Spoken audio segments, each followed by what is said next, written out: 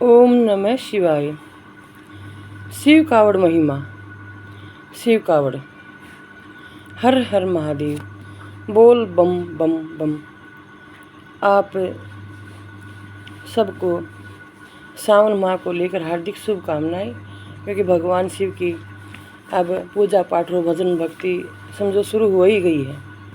क्योंकि ज़्यादातर तो कुछ समय के लिए ही चुन लेते हैं समय को, कि 30 दिन सावन माह के और 10 दिन साढ़ के ले लेते हैं। 41 दिन तक भगवान की पूजा में बराबर लगे रहते हैं। नमः शिवाय। हर हर महादेव। शिव कावड़ महिमा, यानी शिव की कावड़ की महिमा वास्तव में क्या है, ध्यान से सुने।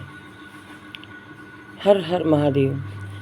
कल्याणकारी, कल्याण के दाता, संत जनों को आनंद देने वाले, हिमाचल कन्या पार्वती के पति, परम रमणीय कामदेव के घमंड को चूर करने वाले, थोड़ी सी भक्ति से ही प्रसन्न होने वाले महादेव का मैं भजन करती हूँ, यानी मैं भजन करता हूँ और उनको प्रणाम करता हूँ, प्रणाम करती हूँ।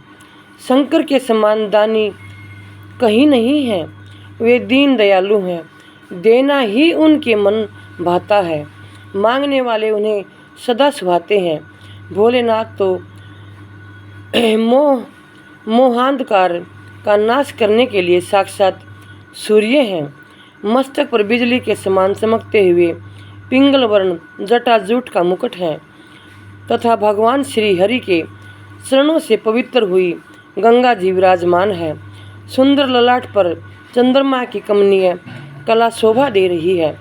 चंद्रमा, अग्नि और सूर्य आपके नेत्र हैं, आपके हाथों में डमरू है, भस्म आपके शरीर का भूषण है, आप बागंबर धारण किए हुए हैं।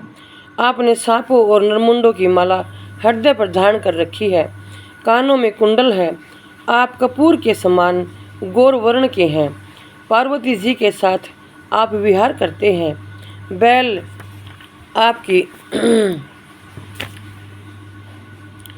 बैल आपकी सवारी है, आप काल के भी महाकाल हैं। कलिकाल रूपी सर्पों के लिए आप गरुड़ हैं, कंठ में हलाहल विष झलक रहा है।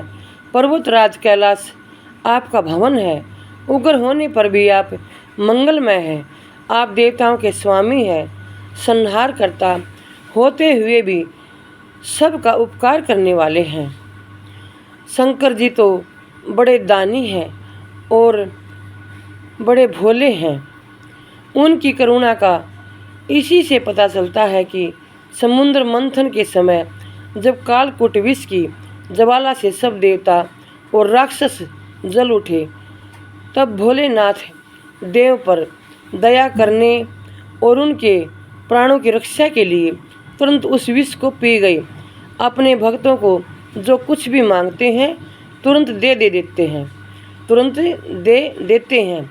जिन्होंने भस्मासुर को भस्म करने का वरदान मांगने पर बगैर सोचे तुरंत दे दिया, जिसके कारण वे स्वयं ही संकट में पड़ गए थे, क्योंकि राक्षस भस्मासुर उन्हीं को भस्म करने लगा था। वे दिनों को शिवजी महाराज ओडरदानी हैं, थोड़ी सी सेवा से ही पिघल जाते हैं। वे दिनों को हाथ जोड़े खड़ा नहीं देख सकते, उनकी मनोकामना शीघ्र पूरी कर देते हैं। वे तो सच्ची भावना के एक लोटे जल से ही प्रसन्न हो जाते हैं। वे करुणा की खान है। ऐसे निर्मल, निर्गुण और निर्विकार शिवजी को मैं नमस्कार करती हूँ, यानी नमस्कार करता हूँ।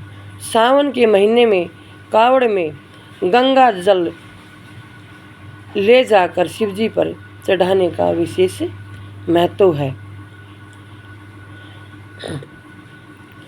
कावड़ चढ़ाने का कारण ध्यान से सुने। इस विषय पर पौराणिक कथा इस प्रकार है। समुद्र मंथन के समय सबसे पहले हलाहल विष समुद्र से प्रकट हुआ और उस विष की भयंकर गर्मी से देवता दैत्य एवं सारा संसार व्याकुल हो गया। तब भगवान विष्णु की प्रेरणा से भगवान शिवजी ने वह हलाहल विष पी लिया, परंतु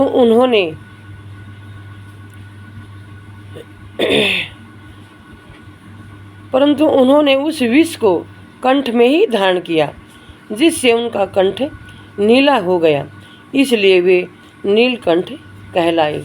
विष की गर्मी का असर होने से वे तीनों लोकों में घूमने लगे और राम नाम के स्थान पर उनके मुख से बम बम निकलने लगा।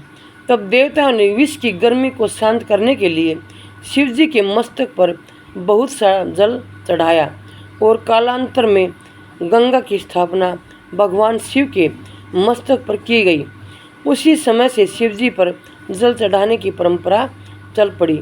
बाद में भगतजन पतित पावनी भागीरथी का जल कावड़ में भरकर पैदल लाकर आशुतोष भगवान पर चढ़ाने लगे और यह परंपरा चल पड़ी, जो आज तक विराजमान है। पुराणों में वर्णन आया है कि रावण ने भी हरिद्वार से गंगा जल लाकर भगवान शिव का अभिषेक किया था। नमः शिवाय भगवान, नमः शिवाय।